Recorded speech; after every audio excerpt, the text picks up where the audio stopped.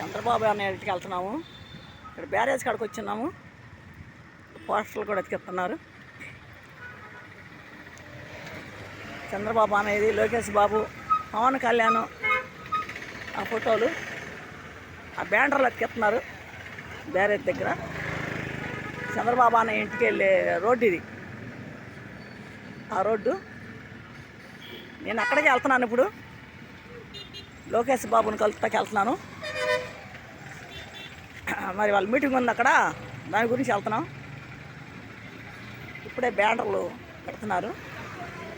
ఈ కాలువ బ్యారేజీ కరకట్ట వెళ్ళే రూటు, కరకట్టకి వెళ్ళేది చంద్రబాబు అన్న ఇంటికాడికి వెళ్ళే రూటు.